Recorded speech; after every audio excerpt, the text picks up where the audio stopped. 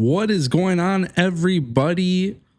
Okay, cool. So, guys, we are doing a multi-stream. Last week we tested it out, and it was really difficult.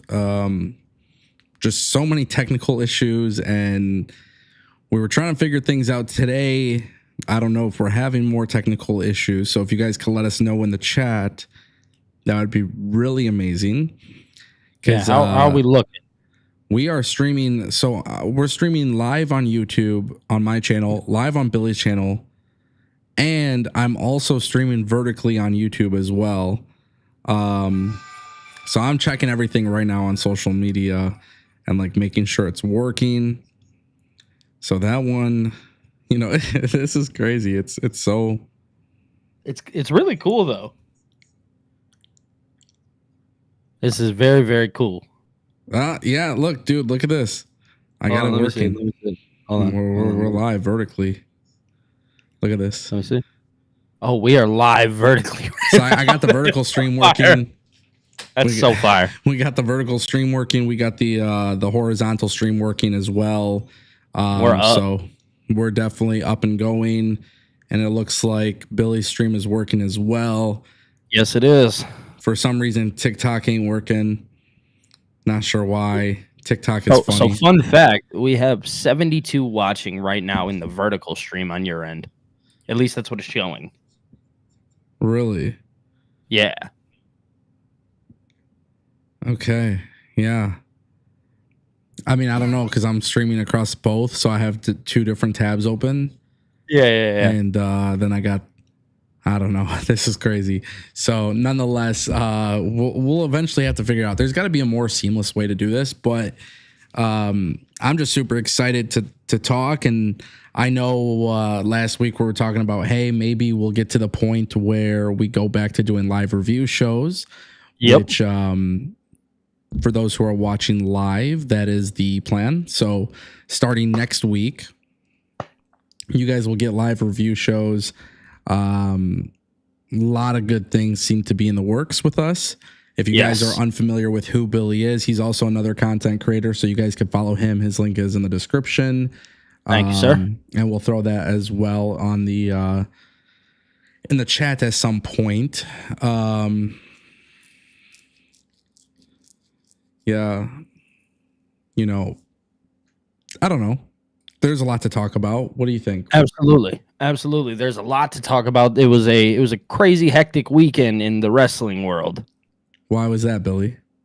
Well, I seen a lot of AEW World's End.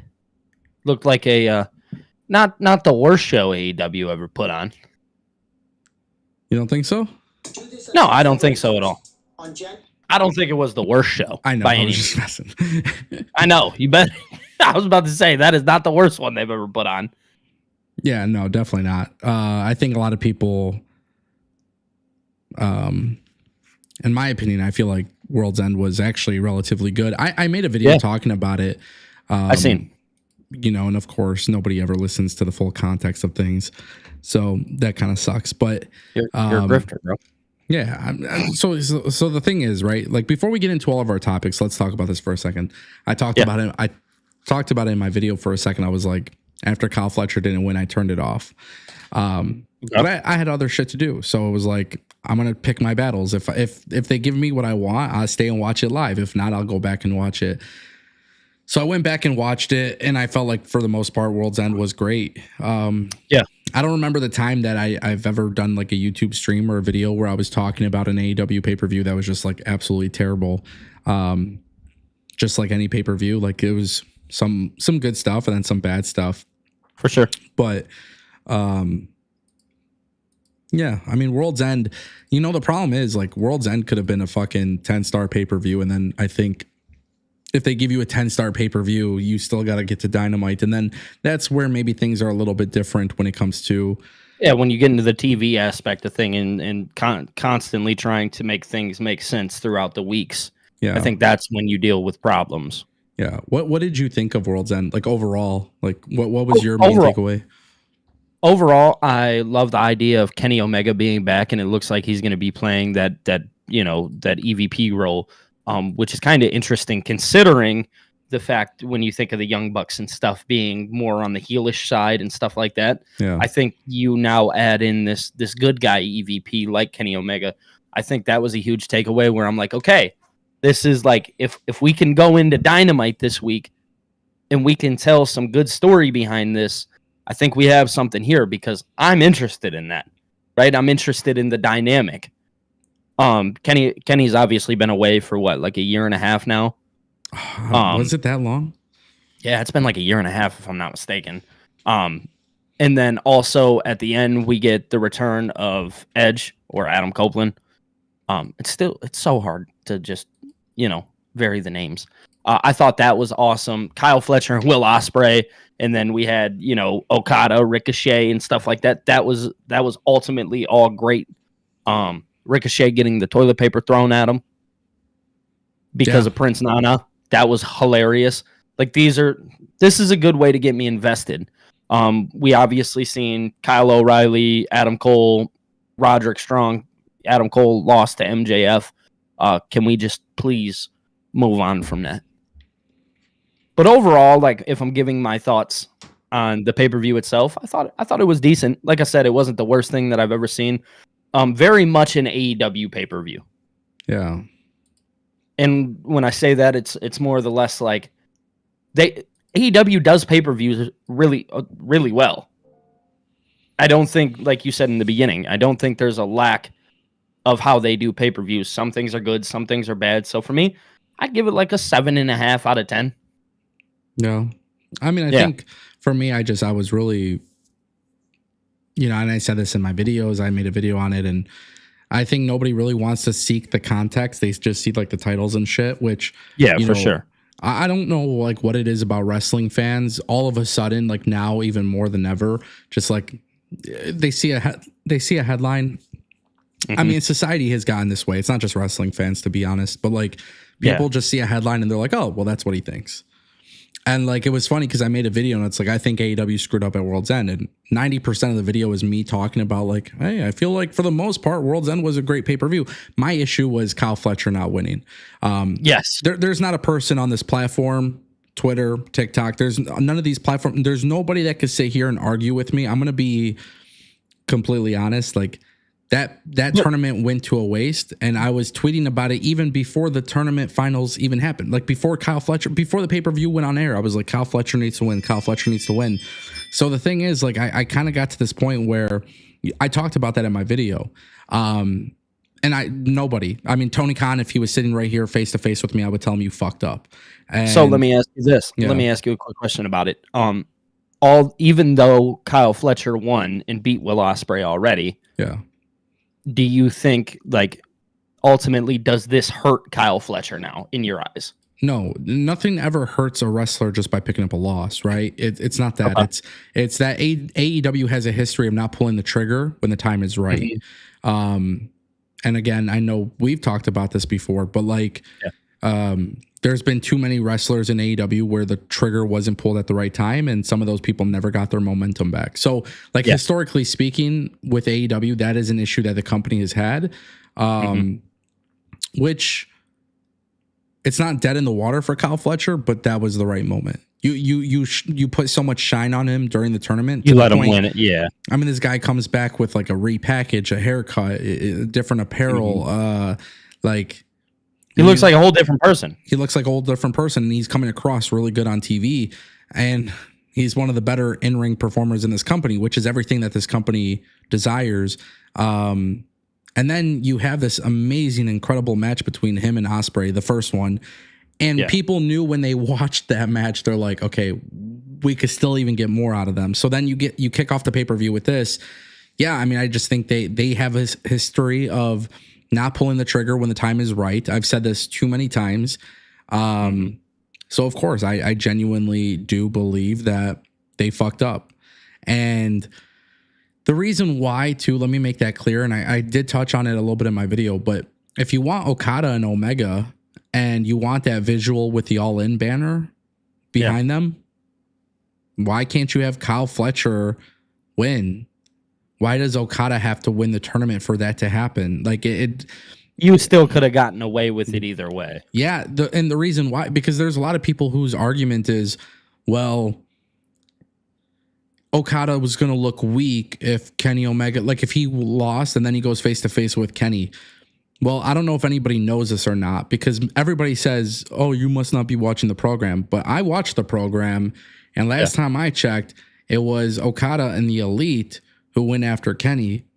Right. And for that reason, that's why it didn't matter who won the tournament. You could have still had Kenny get his revenge on Okada, which, you know, I thought was kind of stupid for Kenny to be the one to bring him the title, because it's like, brother, these people went after you and you just came back from a battle with diverticulitis. What the fuck are you doing sitting here? Oh, I'm going to give you your title back. No, you're going to go get your lick back. You're going to go beat the shit out of them. Like that was the thing I didn't understand. But you could have had Kyle Fletcher win the tournament and you could have still got to Kenny Omega and Okada face to face or whatever. So for me, that was my issue. And that's why there's nobody here on this platform on YouTube. It doesn't matter who it is. Tony Khan himself could try to justify it, but there's too many examples in this company where somebody, the iron was hot and they didn't strike. And I feel like with Kyle Fletcher, you know, and this is coming from somebody, by the way, who really didn't care about Kyle Fletcher. It was hard to for a long time. My opinion was always, man, he's just like another Will Ospreay. And then they gave me something a little bit different from him, to the point where it's like, okay, you made me a believer, and then you have him lose to Will Ospreay. That doesn't really help the guy. And you know, the thing is, like, I'm not taking my opinion as fact, but in this situation I am, because I just think there's been too many situations in the company's history where they had the opportunity to push somebody new, and then Tony Khan goes back to doing what he does. And this is not a Tony Khan thing. And I know people will never want to actually hear this part of what I'm about to say. They're going to plug their ears because they want to pretend like Ango doesn't think this way. But there had been many moments in the WWE. Bronson Reed was a very good example of where I'm like, hey, this guy has been relatively slowly pushed. Then you put him in a big time matchup. Oh, you have him lose to Seth Rollins. Mm-hmm. Why did you do that when you could have made a new star? You could have cemented Bronson Reed as a very, very, very credible winner. Not just a guy who goes out there and has great matches, but a credible winner by beating Seth. So I criticize WWE for the same notion. Push new stars. Stop being afraid to introduce somebody new to get the win over somebody a little bit more recognizable. It's a pet peeve of mine in professional wrestling.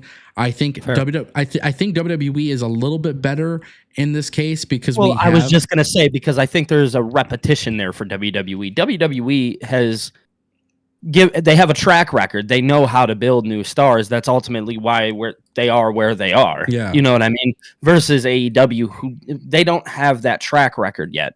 Yeah. There's no track record to say like, oh yeah, no, even if he loses right now, there's still a future for him down the line. Yeah. You know, Danny Garcia is the perfect example of that right now. He's supposed to be, in my eyes, like at the top of the game, and just he's had numerous times to do so, and they just haven't pushed the button on him. And I think sometimes people think it means give him a title, but it's not. You know what I mean? Like, no, it's not. But that was my only issue with World's End. I felt like, well, that's a lie. There was two issues that I had, but I felt like that the Continental Classic basically became meaningless to me now. And for a guy who kind of tunes out with AEW at times, when you give me the Continental Classic and I'm like, okay, this is really dope, and I really like it, and then you're giving me something really fire, and then you're not giving me the results that I want. I understand the product is not supposed to cater to me, but at some point as a fan, you want it to cater to you in some aspect. For sure. And this was a guy I wasn't necessarily high up on initially, you know? So yeah, hey, I feel like they fucked up. And you know, I think that was a big issue. And then the other thing I'll tell you is the Death Rider storyline. And oh yeah. And I have my own opinion on this that I haven't talked about much, but I'm going to ask you, because these were the two things that I felt like were the biggest misses Like MJF beating Adam Cole, great. Takeshi and Hobbs, fantastic. The women's matches, great. Even with the lack of build for Thunder Rosa and Mariah May, still very fun. Decent. Tijuana Street Fight. Like, I'm not going to complain about those things because I feel like they all delivered the right results. Right. The Death Rider storyline, where do you stand? At first, I was a pretty big fan. And real fast, before we continue, I got a super chat over on my channel. Okay, yeah, go ahead and read it. Am I cool to read it? Yeah. This is from Denisha, who's from your channel, actually. Yeah. She says, "Hey, and going, Billy. I just felt like they spent 7 weeks of making Kyle Fletcher a heel. For him to lose was so effed up. He should have won. AEW. They need to build new stars. They are not. I'm taking this is just trying to say that they're not doing a good job at building Kyle Fletcher as a new star. Okay. So." Let me ask you this, do you think that AEW still has the chance to make Kyle Fletcher that guy eventually? Well, I mean, they did with Swerve. Okay. I mean, I feel like they missed the boat on Swerve. I remember calling that out at the time, and then it took about a year or so, but they eventually got him to the point. So for that reason, historically speaking, no, I don't think so. But I do think if there was ever the right time, it was the Continental Classic. Fair. Yeah. Easy enough.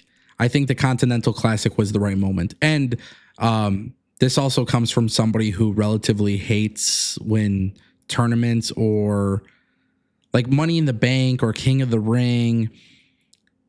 I like the idea of these big time matchups like being in a result of somebody being made.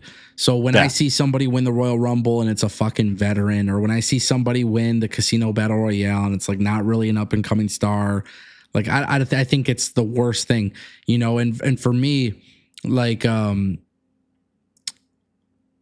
so let me give an example. I'm going to use TNA as an example. I love Frankie Kazarian.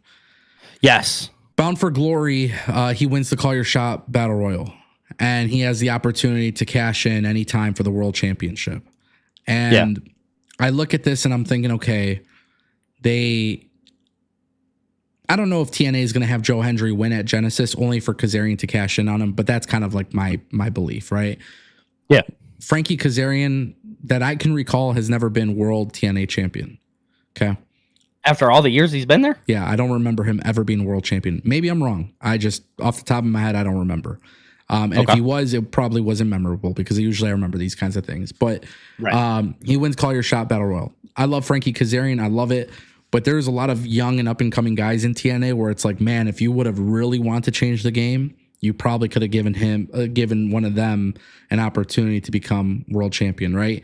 When I see Money in the Bank, for example, and I see Austin Theory cashes in on the U.S. title, or, he doesn't become a world champion, but he goes for the mid-card belt, and then Bobby Lashley screws him and all this shit, right? Like, I look at that and I'm like, what are we doing here, right? It just doesn't make sense. Yeah, and then when I see the King of the Ring becoming a gimmick where finally, Triple H made King of the Ring matter with Gunther, but like, when you see King of the Ring, for example, and you see like Xavier Woods in a crown. Yeah. Like King Booker or King, like anything like where they just turn into a gimmick where it's like, no, you could have used that as a way to propel somebody to the top of the card. Like Triple H really did a good job with that one in particularly, where he had Gunther win the World Heavyweight Championship from it. Like that was it catapulted him. Execute that. That was the best way to execute him coming off of a loss from WrestleMania. Yeah, it catapulted him. And so for me,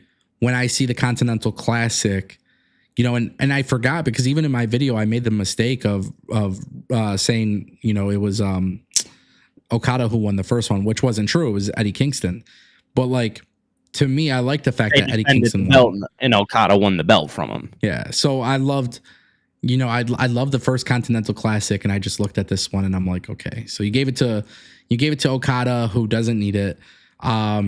Will Ospreay doesn't need it. These guys are established. These guys, no matter how, Fletcher could have been the guy to win that and just automatically elevate him to some kind of next level. There's just certain guys in wrestling you could book them like absolute shit, but the fans are incredibly behind them. So no matter what, however shitty they're booked, people will be like, oh, it's shitty booking, but we still fucking love this guy. Right. It's an opportunity to make a new star. They didn't. It's as simple as that. Right. And anybody who wants to argue that, anybody who disagrees with me, I simply say they have a track record of not doing it. And also you have to just understand that like AEW right now, what's really happened to this company is that they do struggle with making new stars that carry the flag for the company. And I'm gonna be honest. I'm gonna tell you guys the truth. And Billy, maybe you could challenge me on this if you don't agree. I don't know. But like, I think with AEW, having a ton of great talent is awesome. But when you don't have a clear-cut number one heel and a number one babyface in your company, I think it provides a little bit of an issue. Okay. I hear you. Yeah. Right. Couldn't we say like, I mean, maybe it's hard to say on the heel aspect, but they did have a really good babyface in Bryan Danielson. And see, going back into what you had said earlier about the Death Riders and where I stand on that, I thought ultimately in the beginning it was great, right? Because they were telling that story, and I think they were getting ready to catapult Bryan Danielson to that, at least in that last little, part-time era of wrestling for him, to where he could have been that guy for, AEW, but it looks like right now, Will Ospreay is that guy for them. Will Ospreay is going to take the ball and essentially run with it and carry AEW on his back. The problem is something that you and I have discussed numerous times, and it really falls down on like vignettes. And vignettes being, I see a lot of stuff on Twitter, and AEW really caters to that audience over on Twitter, and they cater to what those people think rather than putting things on TV. And I get it, some things air, some things don't. But I see a guy like Will Ospreay cutting some amazing promos that could eventually carry your company. And at least, we'll just use Bleacher Report as an example, post it over on Bleacher Report. That puts it in front of a new audience. You know what I mean? And AEW, I just feel like is only capitalizing off of that Twitter audience. So again, yes, I would agree in a sense when you say, oh, you can't succeed without a top babyface and a top heel. The problem with it is, though, is they're not doing a good job at trying to actually, because they technically have them. They're just not doing anything with them. At least on the babyface side with Will Ospreay. They have the guy to push to the next level. They're just not doing it the right way. Who's the top babyface in WWE right now? My eyes, Cody. In your eyes, Cody? I think in everybody's eyes, Cody, right? Yeah. Okay.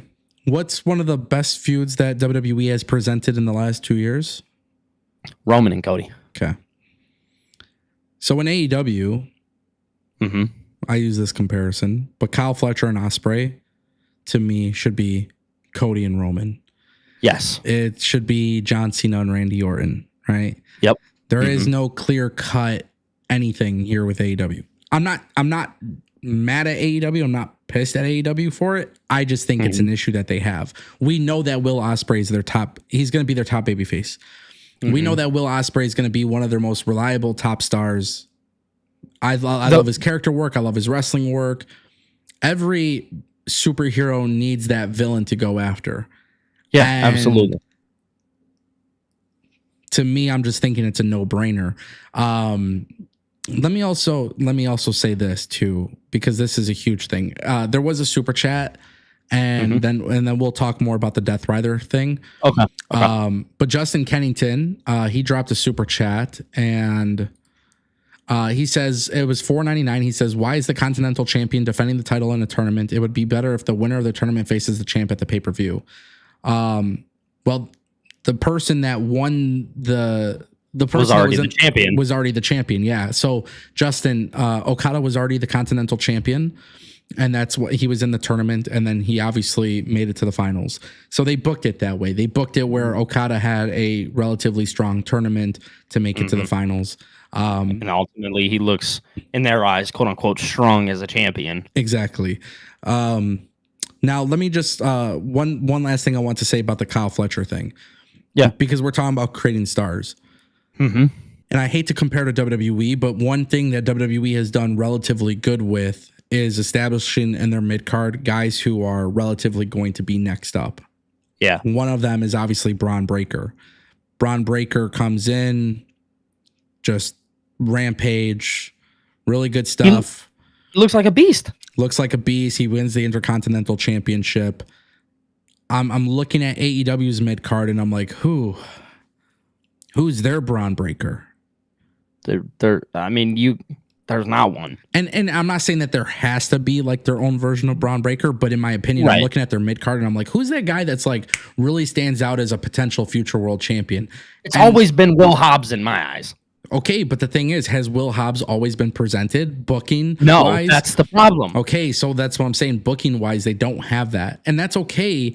You need to eventually get there. But then again, that's kind of why it brings me back to, man, imagine if they had Kyle Fletcher win.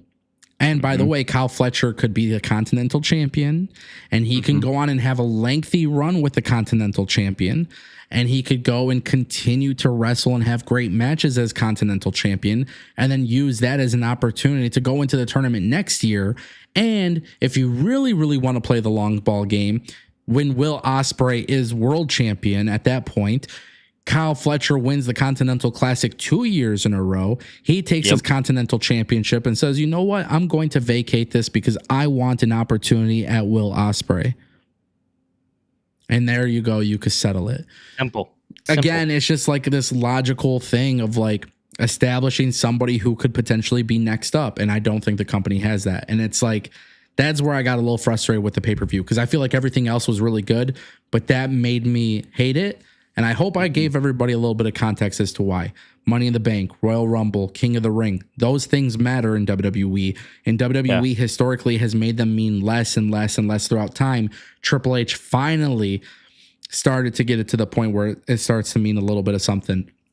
And that's a thing that like Triple H, okay, you did a good job this year. Next year it better be even better. So that's why I kind of mentioned that. Justin, thank you for the super chat. And then you said it was Denisha who super chatted you as well? Yes. Shout out to Denisha. Big shout out. If you guys want to support the channel, drop super chats. $5 or more will activate TTS, which means we'll get interrupted with text-to speech. If you guys want, you could also become a member of the channel. We got some emotes and there's some new ones. Yeah, I was about to say, I've seen you did new emotes. That's super fire. I need everybody to drop a toilet paper emote. Oh, no. Get out of here, bro. You know, we had to add it. Ricochet. Ricochet. Ricochet. It's crazy, dude, but it's funny. Bro, it's funny. Ricochet. Okay, before we get to the Death Rider thing, let me just ask you, what do you think of Swerve basically burying Ricochet? Love it. I do too. That is like, that's good shit. Because Ricochet is getting this like really cheap heat. Yeah. Fucking go have Swerve because you know Ricochet is gonna put on a good match with Swerve. People seem to be so mad, by the way, that that Ricochet is like being buried, but I think it's gonna help his gimmick get over. It's the story. Yeah. Okay. Yeah, he's finally got something where right, finally something's working because he sucks on a mic. Yeah, play into your advantages. Right. that laugh is so annoying. Yeah. But hey, it's working, right? So you might as well get that reaction and then see what happens. Get it over. So let's talk about that though. Let's talk about the Death Riders. Okay. I know we kind of touched on it a second ago, but what was your opinion on Jon Moxley defending in the Fatal 4-Way? And then you have him retaining. Then you got Rated FTR coming out. What's your thoughts on that? Well, I think ultimately, here's my thing on Jon Moxley in AEW. He seems like it's almost like the safe route, right? Yeah. It's when AEW is in like this really weird funk and they don't know exactly where they should go or maybe who the next guy is. Their safe bet has always been Jon Moxley. And you know, granted, to John Moxley, he's always done a really good job at telling stories and making sure like that title has prestige and stuff like that. But it seems like what happens is when you do that so many times, people like myself lose interest. Yeah. Right. And the Death Riders thing in the beginning, when it first started, I was like, oh, this is really cool. And again, it plays back into AEW's weaknesses. And it's that they struggle with consistency of telling stories. For me personally, I'm not going to say this is for everybody. Yeah. You know what I mean? But for me, they've just lacked. A lot of the stories have been lackluster. But I will say that I know like the rumors online and stuff was like, oh, Shane McMahon, da-da-da. There had been all those rumors. And then, ultimately to see Adam Copeland, I mean, it's like, again, you kind of go back to the new stars. Yeah. Like, are we just going to put Adam Copeland in that role because it's Adam Copeland?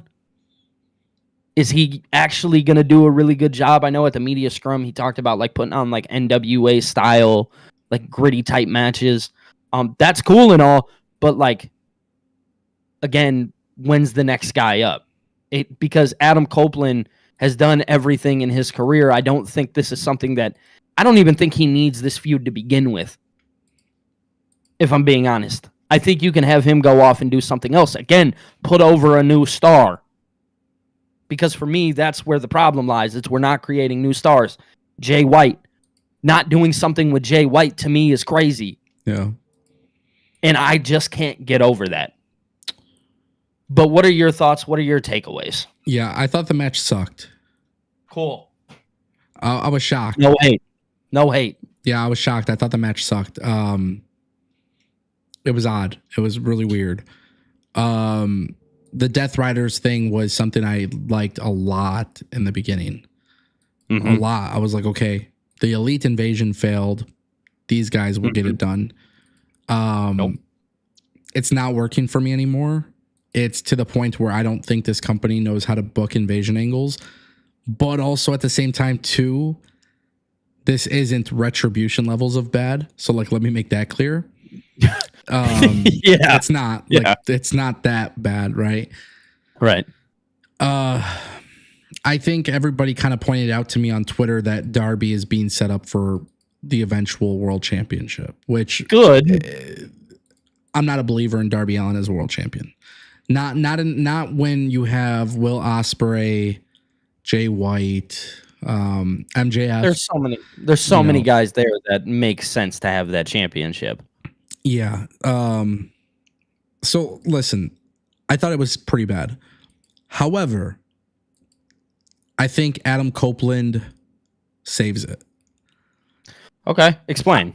The company, in my opinion, needs to hit the reset button. And in order to click the reset button, and I know AEW won't do this, but maybe I'm wrong. Okay. But Adam Copeland is a very well-liked guy. Fans love him.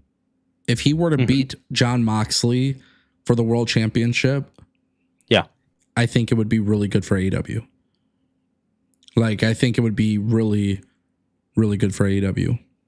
If this is where I have an issue. Okay.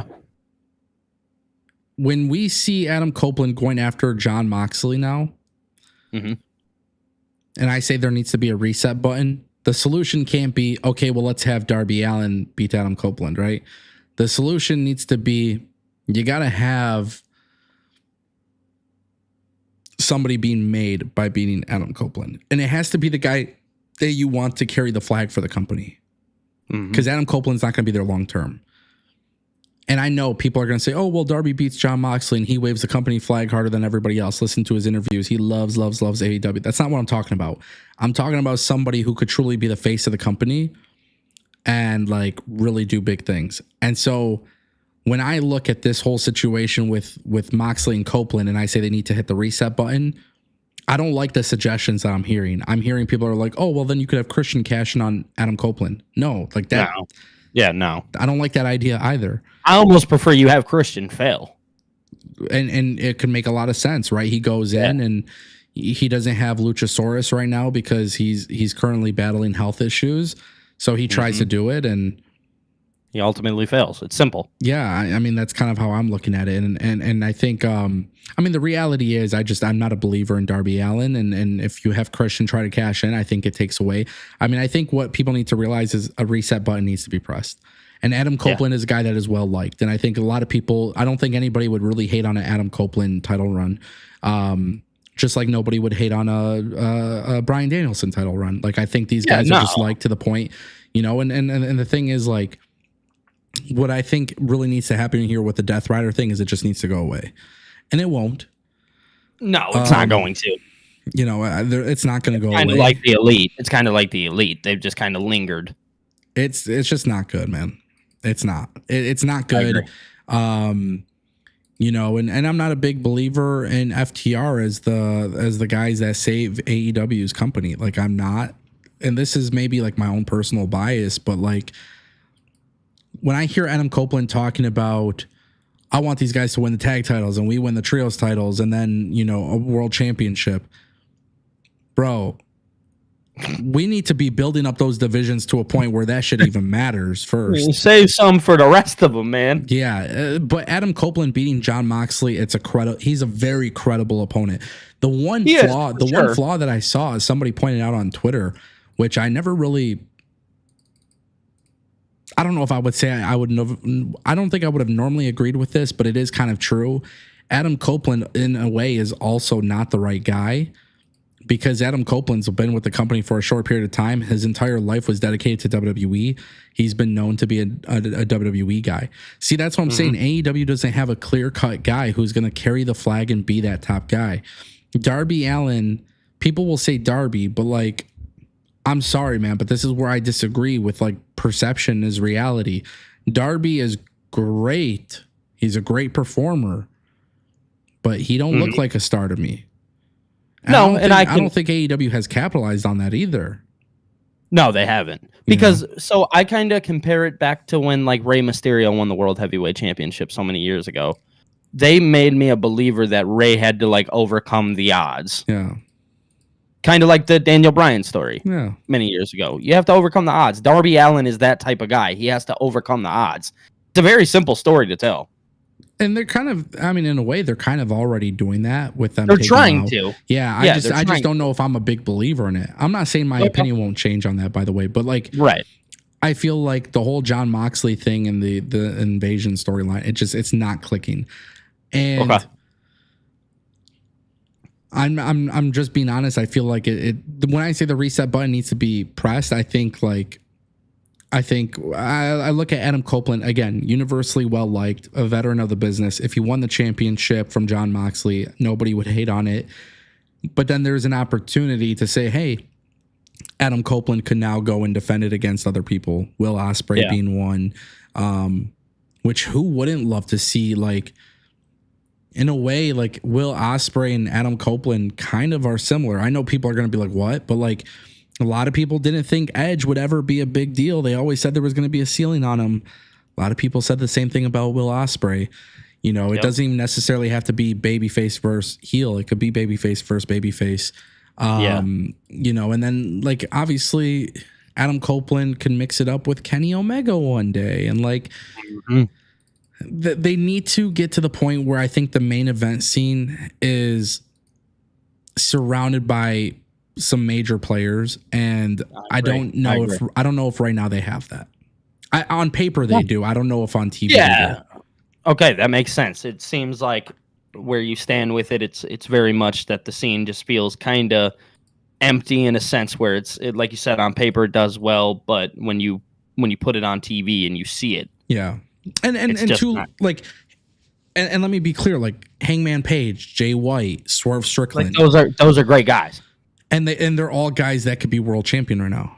Absolutely. So it's not a matter of they don't have it. I just don't think they're presenting it in a way where those guys truly do take the belt off, and I feel like that's kind of a mistake. But it's a solvable problem. It's not, it's very solvable. I think you can really fix the problem easily. Actually, if you truly want it, you could. It's just up to them. And I think too, like,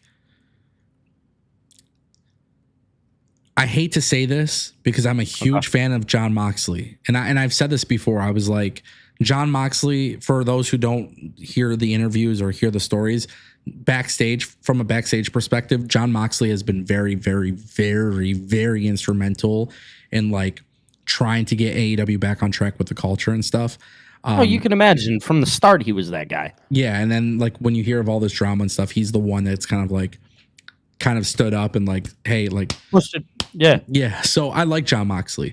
It's just the storyline itself is not intriguing enough to me, and then that's kind of my issue. It's like,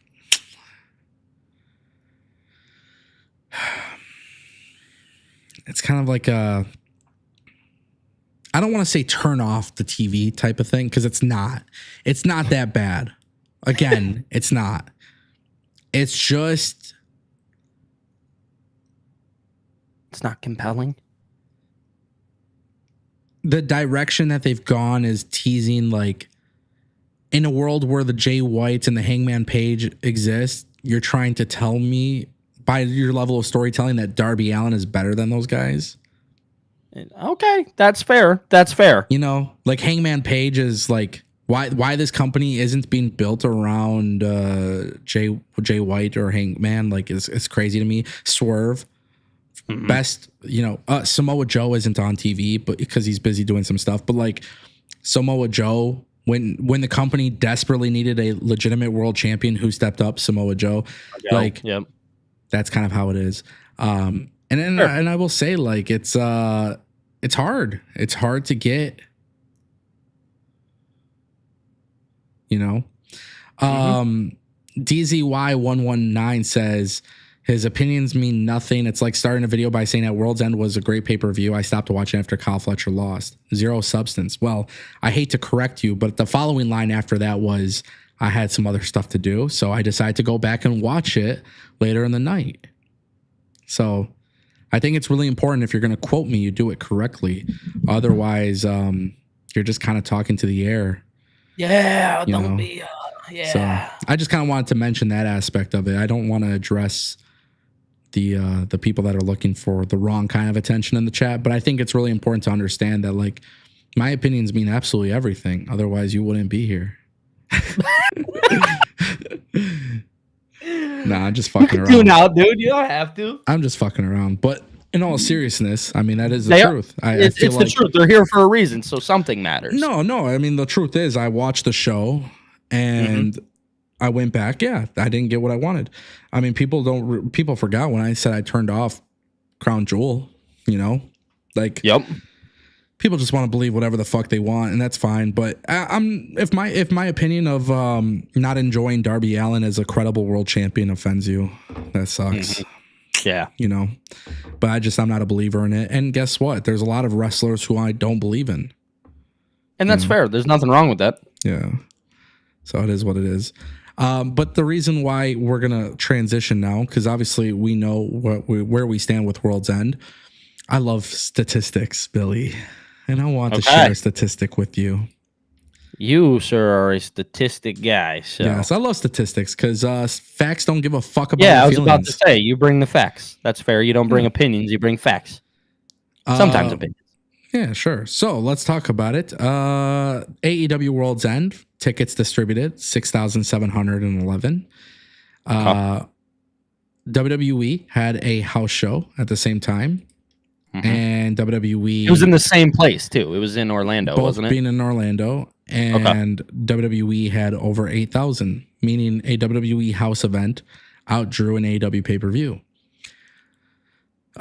First, let me ask you, what is your reaction to that? And is it a big deal?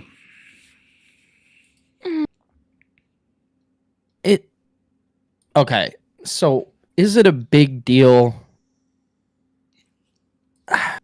Because again, AEW is going to be fine.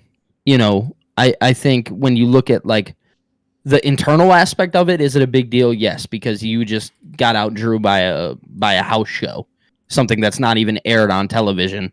I think in that aspect, yes, it is a big deal. When you look at the broader aspect of it, no, AEW is going to be fine no matter what. You know what I mean?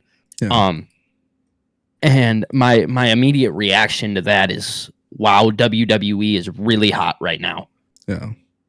That's my initial immediate reaction. I'm actually going to be attending the last house show tonight, and just being able to scroll Twitter and see all the fun, engaging stuff that they're doing. Because here's the thing: is a lot of people thought, oh, it's good that WWE went away from like the comedy stuff on TV and whatnot. But what they've done is they've done a really good job at the house shows and making sure that those are still entertainable. They do a great job telling stories and adding in and sprinkling in a little fun on TV. But ultimately, the fun is coming from these things. It's very, very kid friendly. They're doing a great job at that. And I think ultimately, when I think of AEW in this aspect, again, something is not clicking with AEW. Something is not hitting the right way, because your last pay-per-view, your final pay-per-view of the year, is just not hitting the way that it should, versus last year when you remember we went live talking about it and stuff like that. There was a really good ending and it looked like something was going to come out of that. And then ultimately that led into what was going to be just almost like a downfall year for you. You still, you have great wrestlers and stuff like that, but ultimately something is not clicking, and you need to figure out what is not clicking, because being outdrew by a house show is ultimately insane. Okay, so I actually disagree with your opinion. So Okay. For those who missed it, Billy just said that AEW being outdrawn by a house show is really insane. I'm going to challenge you here. Okay, bring it on. When you look at those numbers, and again, for those who don't know the numbers, WWE did over 8,000 tickets for a house show in Orlando. The same time, same night, AEW drew 6,700 tickets. I think that's actually really fucking badass, to be honest. Like, I think, genuinely speaking, I think shout out to Orlando for being a great city for pro wrestling. Absolutely. But also, I think having both companies being able to have thousands and thousands and thousands of attendance, regardless, house show, pay-per-view, I think it just really goes to show you how strong professional wrestling truly is today. With that being said, there is a little caveat to that, because the fact that AEW was outdrawn by a house show tells you how strong WWE is. And it also tells you that maybe AEW could have done a better job of trying to sell tickets. Of course. But at the same time, too, AEW was only a few hundred tickets away from being from being a sellout. So it's not like AEW was necessarily trying to outdraw WWE. Technically, okay, you have to look at the venue. So, yes, I mean, technically speaking, AEW did get outdrawn, but it wasn't like AEW was trying to sell 15,000 tickets. I mean, they were only like 200 or 300 tickets away from being a sellout. See, when you look at it from that aspect, I didn't know, because it was in Chicago, wasn't it? The house show? Or no, it was in Orlando. Excuse me. I'm sorry. What arena were they in? The Kia Center, I think, is what it was. The Kia Center. I can't remember. It was something Kia. So Kia Center, and then the AEW one. WWE was the Kia Center, I think, and then AEW was at Addition. So definitely a smaller venue than the Kia Center. I don't know. Without looking at the numbers, I don't know the exact capacity, because you got to remember they book these bigger venues, and then they're not trying to sell absolutely every single seat in the venue. But I think for some people they're going to turn this into a conversation of WWE good, AEW bad. I don't think that's necessarily the case. I think for AEW, what they sold was relatively good for what they would expect. And I do want to say too, like, I think AEW was relatively good in terms of the crowd and stuff. But that's a pay-per-view, right? Like, you kind of come to expect that. I think with WWE, it is a little bit different being a house show. I think what's really interesting though is the future of house shows, because WWE has very publicly said, hey, like, we're not going to do that many of these. And AEW attempted it, and then AEW really struggled to sell house show tickets, which maybe you can argue their strategy was wrong, because they were trying to go to markets where they're not going to bring TV events. But house shows were very short-lived for AEW. House shows in WWE, they are minimalizing how much they're going to be doing. but the ones that they're doing are significantly impactful. They did Chicago with Gunther and CM Punk, and I think it was like 11 to 12,000 tickets sold. WWE tonight in Detroit, Little Caesars Arena, is approaching 10,000. Is that the number that it's approaching? That's the number it's approaching. So obviously the live event business, so busy downtown, bro. Yeah, well, of course. And so here's the thing that you also got to be mindful of is 10,000 tickets is a phenomenal achievement for a house show. But also at the same time too, it costs money to run these house shows. So even like WWE, CM Punk had a tweet and he was like, oh, we just did $1 million house 3 nights in a row or whatever it was, which I'm sure is fantastic. I think it just goes to show you that even AEW can still be successful with WWE being at the top, right? What isn't successful for AEW versus WWE is, if you're just looking at the numbers, WWE is their numbers when it comes to live attendance are just significantly higher for TV. Yeah. Like so AEW is doing 1,000 to 3,000 roughly. Pay-per-view is doing almost 7,000. So going back to the Kia Center in Orlando and whatnot, that is the home of the Orlando Magic, is the Kia Center. Okay. And then the other venue is the University of Central Florida college basketball arena. So there is a little bit of a significant difference in the size of those. Sure. Which is fine. I mean, I think, like I said, Big shout out to my man Anthony. That man in the chat hooked it up. Yeah, I think it's good though. I think it's good for pro wrestling seeing that, and I think looking at WWE and like their numbers, obviously WWE's hot and it shows that like people go to the house shows, but you can't discredit AEW for doing less and being outdrawn by a house show, because ultimately at the end of the day, it would have been really bad if WWE did, let's say 8,000 seats and then AEW did 2,000.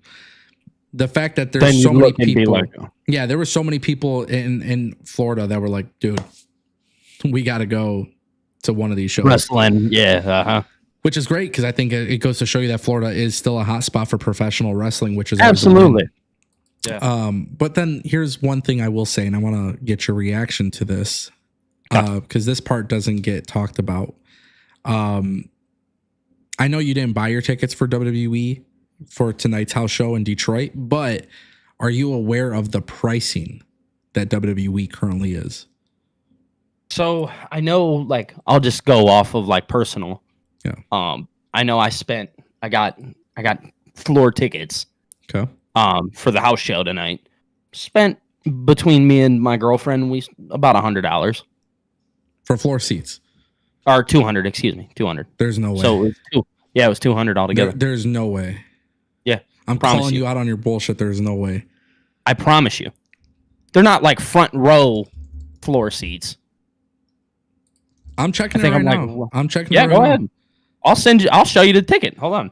Yeah, I want to see that shit. I'm texting my girlfriend right now.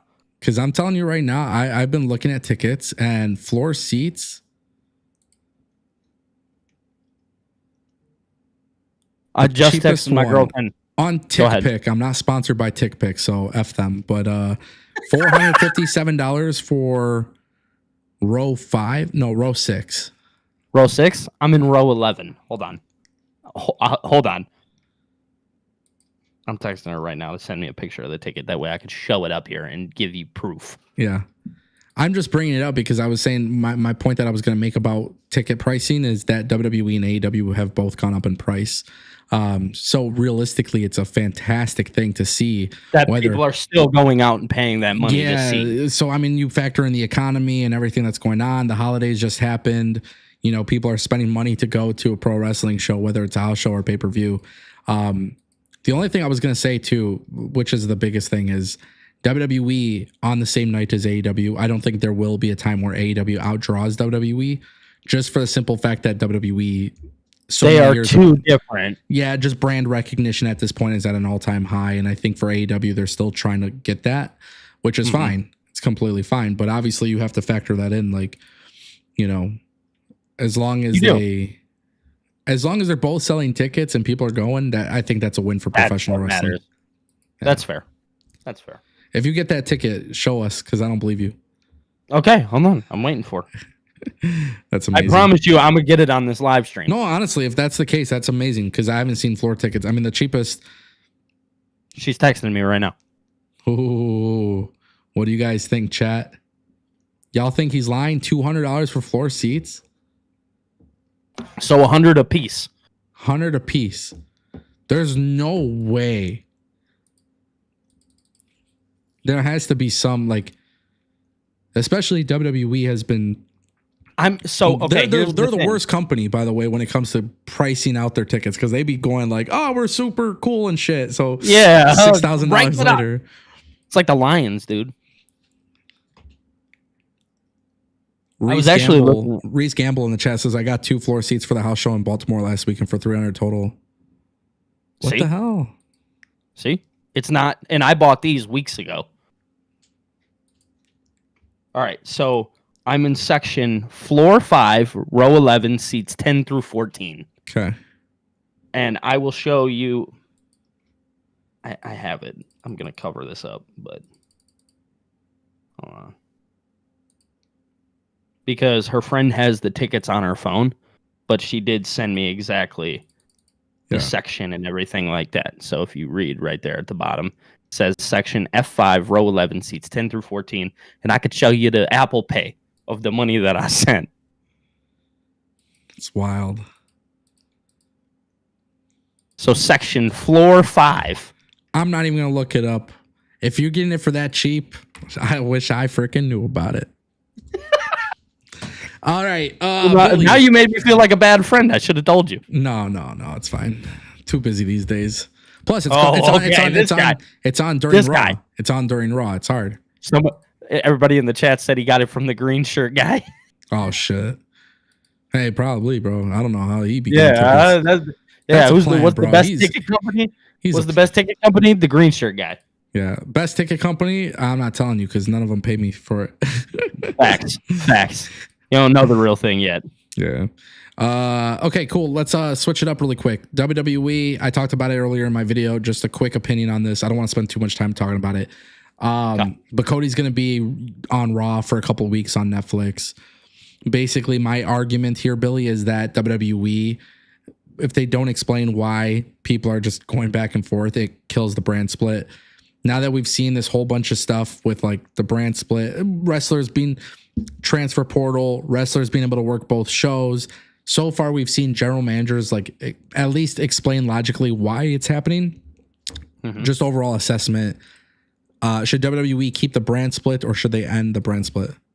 I think ultimately you should keep it because I think USA needs to establish SmackDown. Because here's the thing, is we got so excited about Raw on Netflix that we kind of forgot like SmackDown existed and like that's still a thing. Yeah. And it's like they still have like, again, we're having Roman face Solo on Raw, but that's technically still a SmackDown feud. Yeah.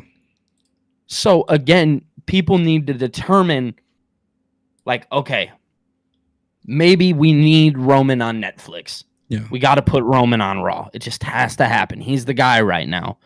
A guy like Damian Priest needs to go to SmackDown because he's still a name. He can still draw. You can have somebody like Gunther go over to SmackDown. He's a draw. You have to make these two things compelling. But I will say this. If you want to go away from the brand split, it's not a horrible idea, but I think it turns into just a little bit of a confused mess if you do it that way, at least from what we've been told before with the brand split. Yeah. It turns into a big like conglomerate of like what the hell is going on. Yeah. And stories are just playing on over into the next show, and not everybody can tune into that next show. Yeah. So, I mean, ultimately, I would like to see them keep the brand split, but I'm not opposed personally to them going away from it. But if it was my option, keep it. Yeah, I'm opposed to it 100%. Are you? 100%. I've been saying this too. Like AEW should do a brand split. WWE should do a brand split. Strict. Strict.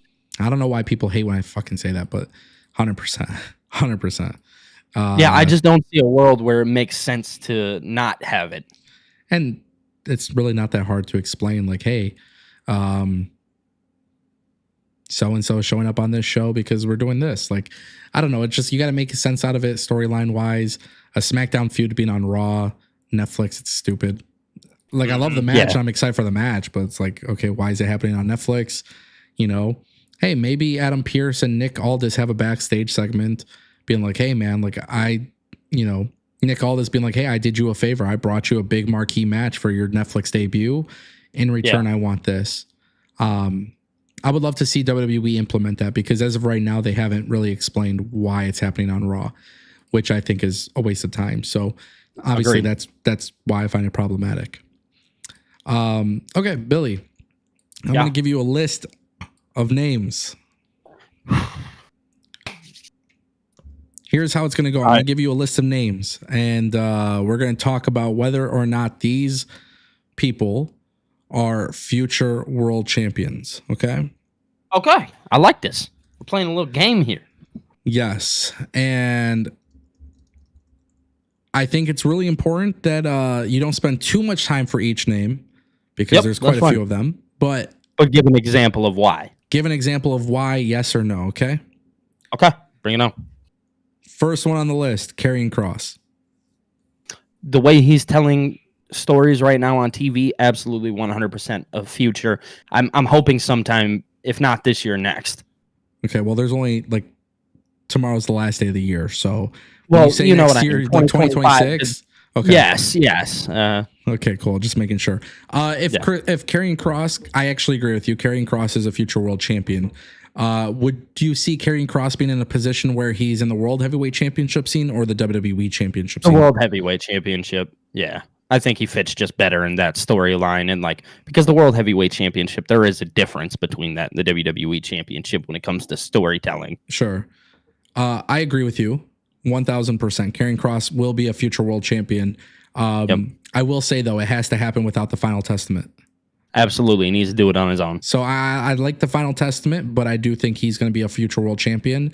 I know WWE, whether it's going to be the draft or the transfer portal, I think Karrion Kross should actually go and be moved to SmackDown. Get him away from AOP. Let him stick around with Scarlett.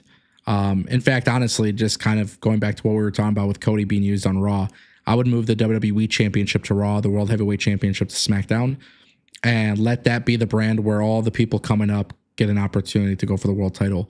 Karrion Kross would be a phenomenal World Heavyweight Champion. Yeah, I agree. Second one, Bronson Reed. Okay, yes, I do see him as a world champion. I do think he is, again, one of those guys that you still have time. He's still so new into the WWE's eyes that you don't necessarily have to pull the trigger 2025, 2026. You can still let it wait out a little bit. You know what I mean? Yeah. Not all these guys need to have the trigger pulled right now. Yeah. You know, there is a difference between actually creating somebody and making them and just allowing them to tell good stories. Yeah. Not everything needs a title, and you could have them face for the Intercontinental and stuff like that. Okay. So, yeah. I agree. Chad Gable. If Chad Gable isn't a world champion in my lifetime, I may cry, honestly. Chad Gable is one of the people that I think deserved it a year ago. You know what I mean? I think he is when you talk about like workhorses, Chad Gable fits that bill. Again, I think when they did that Gunther storyline, I think you could have done that storyline now with the World Heavyweight Championship rather than the Intercontinental. So yeah, that's my takeaway on Chad Gable. Give that man something soon. You know, I gotta be honest with you. I love Chad Gable. I don't think he will. I mean, you might be right, and honestly, he might be one of those guys that just falls into that. Yeah, I think he's that should have won it. Should have won it, never did, and I hope I'm wrong. The right time. I hope so too. I hope I'm wrong, but I think Chad Gable. It's just, I think they have so much priority.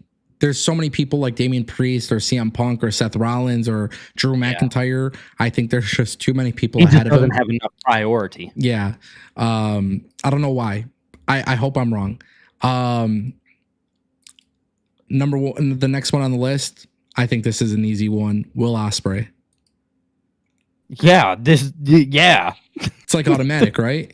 Yeah, you have to give him the title. Okay, I'm gonna throw a little ante on this one though. Ready? Okay. It has to happen within 2025. Does AEW pull the trigger? Yes, absolutely. You think I think so? they do it at all in Texas. I don't think so. No. Oh my goodness. Yeah. Gracious. Think they wait that long? If they wait past 20, you know how I told you, I'm like, sometimes AEW just doesn't pull the trigger at the right time. Yes. I'm afraid that they're going to do that with Will Ospreay. But if AEW, I think he loves Will Ospreay too much to let that happen. So I will say this though, as much as I don't believe in Darby Allin being a world champion, how we were talking about it earlier on the live stream with Darby probably being the one to take it off Jon Moxley.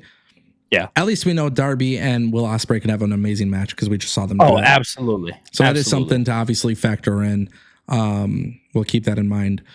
Yep. But it has to happen in 2025. I actually don't think it will happen though. Yeah. Okay. On the contrary, because he's such a controversial person on my channel, Kyle Fletcher. Will he ever become a world champion?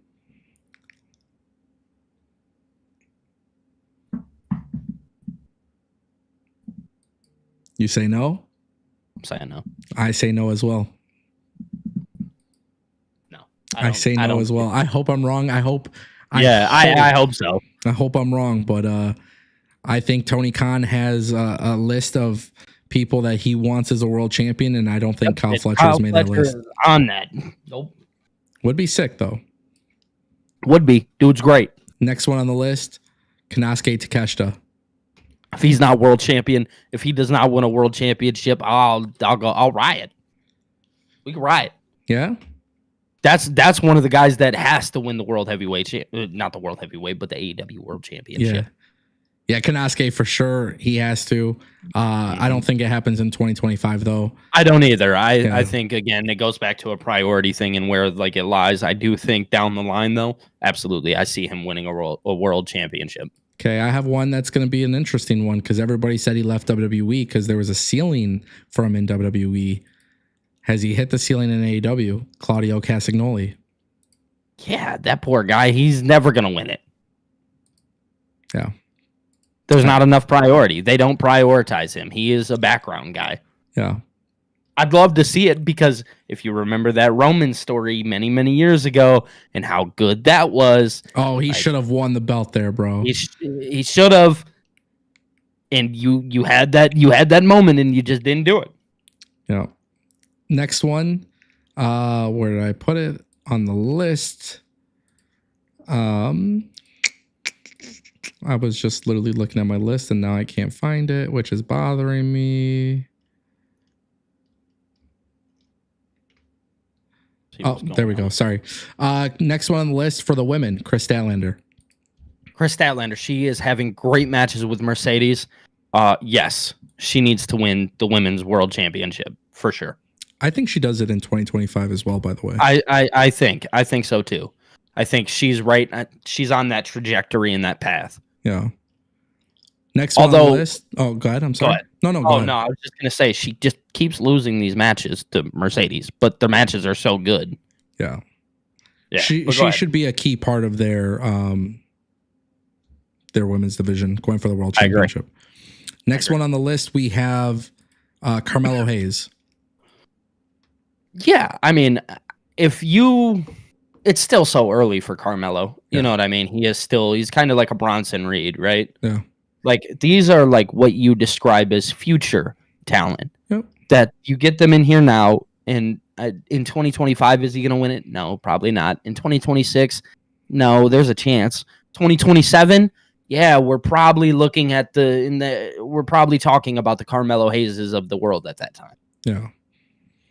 It's an interesting thing because there's been so many guys in the history of professional wrestling where, yeah, I think this guy's going to be a world champion. And then surprisingly, they're not. Nothing happens. Yeah. Carmelo and Braun Breaker, to me, is going to be a very big deal for WWE's future. But we'll see if WWE will be ready for them at that time. I think when you think of like good storytelling, Braun Breaker and Carmelo Hayes will be so fire. Yeah. Yeah. That one excites me. You know, I'm going to throw this one in there. I didn't write it on the list, but what about Omos?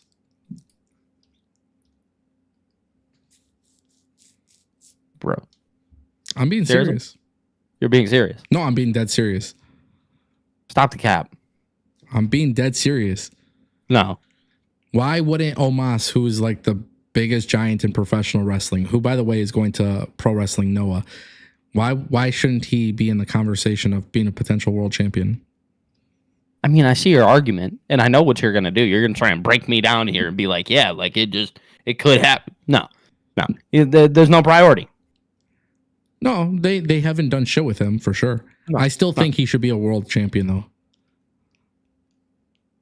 I think so. Yeah, somebody said it in the chat. Braun before Omos, but Braun's already won the world championship. But imagine if Omos was world champion and then you use that as an opportunity for Braun Breaker to be like the Beast Slayer. Wrestling fans hate giants, but I think there's always a need for them.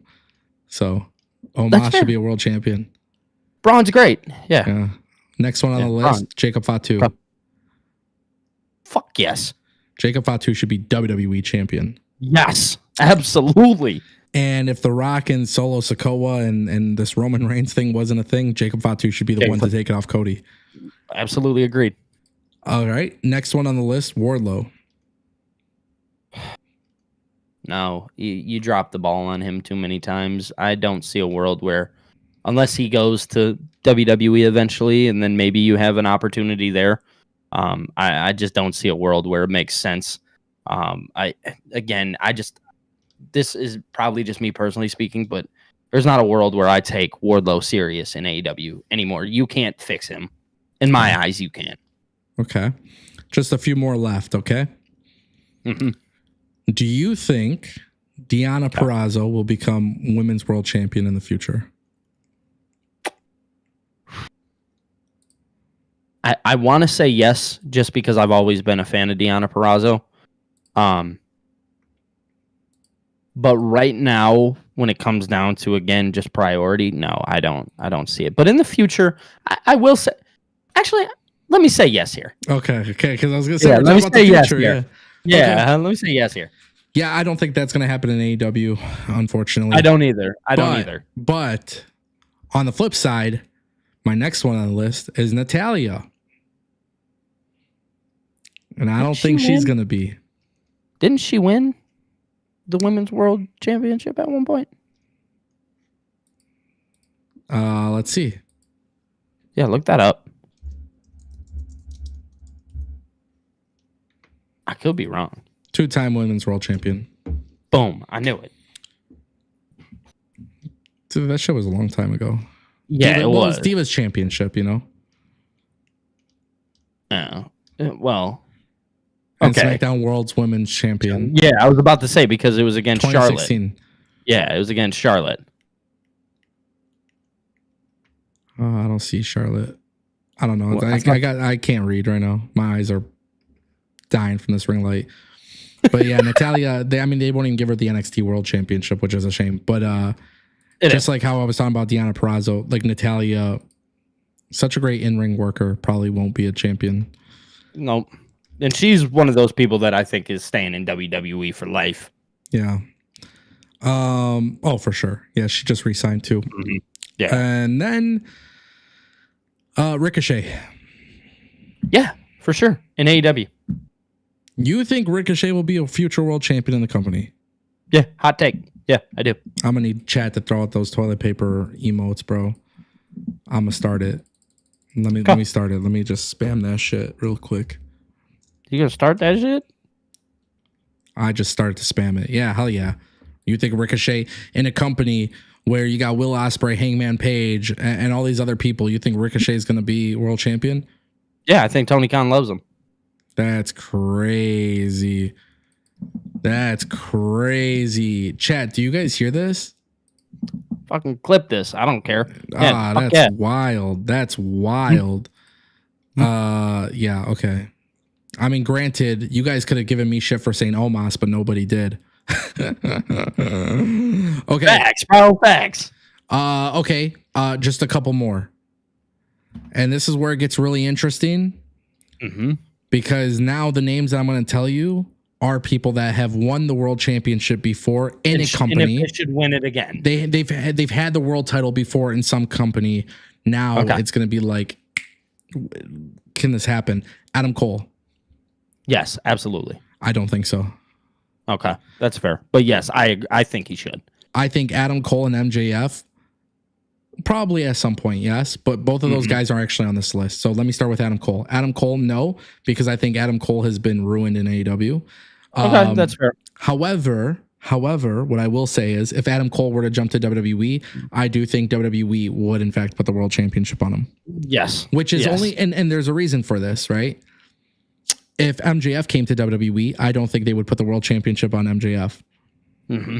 So the reason why I'm saying this is because it is very clear that Triple H has his guys, and Adam Cole. Yes, and Adam Cole was one of them. Yeah, absolutely. Yeah. Fair. Former NXT World Champion. Okay. Andrade. Yeah, I would love to see Andrade win the championship. Do I see it happening soon? No, but do I see a world where it happens? Absolutely. Okay. That's fair. Mm-hmm. Yeah, I just see it. I see it eventually happening. Eddie Kingston. Mm-mm. You don't think so? No. Love that guy. So do I. I love Eddie Probably Kingston. won't happen, but I agree with you. Probably won't happen, but I would love to see it. The non-bias says no. Yeah. Samoa Joe.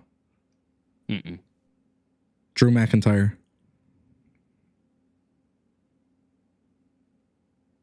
Yes. AJ Styles. No. Interesting. There is a reason why I had you play this game.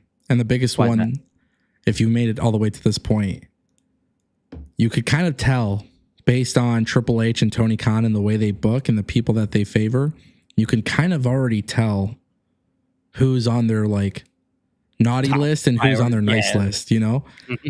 So who's the priority? I think it's going to be very telling in the next 2-3 years which one of these people we listed. Like, it'll be really fun to look back at this and be like, that person did, you know? This is one of those live streams that I'm going to remember for sure, too. Because it's just going to be fun to look back and say, yeah, this person actually was a world champion and we didn't think so. But I think it's very predictable, like, looking at the way Triple H and Tony Khan, the way they book. And just the way the vision is right now. Yeah. Yeah, exactly.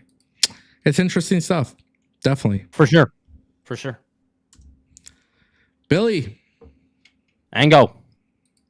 This was fun. This was a lot of fun, man. I can't wait to do the review shows, though. I know, bro. We're going back. It's going to be fun. You excited, man? Yeah, dude. Honestly, I think I miss Raw. Like, so do I. Like, the Raw post shows were fun. NXT, just those Dynamite.